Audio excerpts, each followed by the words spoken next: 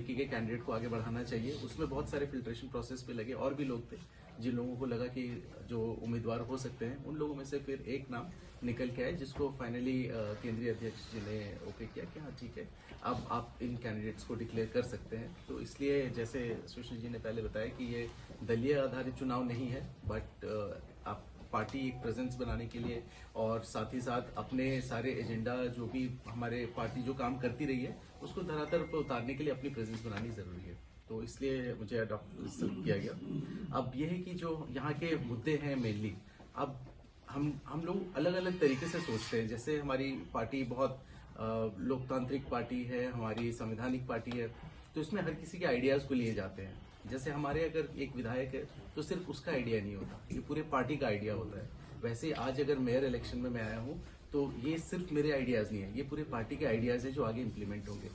तो हम लोगों ने सोचना ऐसे शुरू किया कि आप जब सुबह उठते हैं और रात को सोते हैं, उसके बीच में सारी जो आपकी दिनचर्या है उसमें कहाँ कहाँ ऐसी चीजें अफेक्ट होती है जो नगर निगम जिस प्रॉब्लम को सॉल्व कर सकता है या जो एक मेयर उन प्रॉब्लम्स को सॉल्व कर सकता है।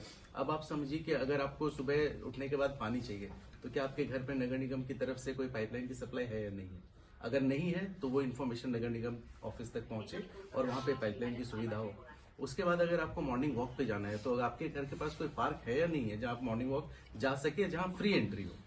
तो अगर नहीं है तो पूरे 55 वार्ड में फिर मॉर्निंग वॉक के लिए एक प्रॉपर प्लेग्राउंड, एक वॉकवे इस तरह का बनाया जाएगा। उसके बाद जब आप निकलते हैं अपने ऑफिस के लिए जाते हैं तो क्या ट्रैफिक व्यवस्था वैसी है या नहीं है? अगर प्राइवेट कार से आप जा रहे हैं बहुत अच्छी बात है, आप सक्षम है। जो लोग सक्षम नहीं है उनके लिए आप ऑल्टरनेट पब्लिक ट्रांसपोर्ट मोड क्या दे पा रहे हैं ताकि वो अपने घर से ऑफिस जा सके? सिटी बस सुविधा बिल्कुल नहीं है। यहाँ पे हम लोग ऑटो और टोटो के भरोसे हैं, बट क्या वो वेदर कंडीशन के लिए सूटेड है? कोई भी एक छोटा बच्चा, कोई भी एक औरत, कोई भी एक बूढ़ा इंसान क्या इस ठंड में खुले ऑटो में जाना पसंद करेगा? बारिश के मौसम में क्या वो जाना पसंद करेगा? शायद ज्यादातर जवाब आएगा नहीं।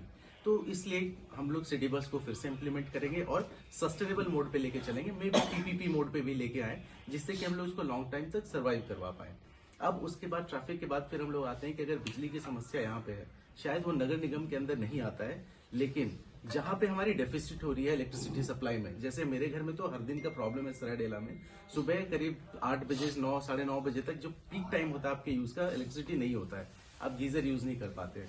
तो हम लोग एक ऑल्टरनेट मोड और देखेंगे कि क्या हम लोग सोलर सिस्टम या सोलर इस तरह के हम लोग पैनल्स लगवा के या इस तरह का छोटा छोटा सोलर यूनिट्स लगवा के डिफरेंट वार्ड्स के अंदर, ताकि आप एम्प्लॉयमेंट भी जनरेट करें, न्यू बिजनेस को लेके आए और वहां से जो इलेक्ट्रिसिटी डेफिसिट है क्या हम लोग उसको फुलफिल कर पाएंगे।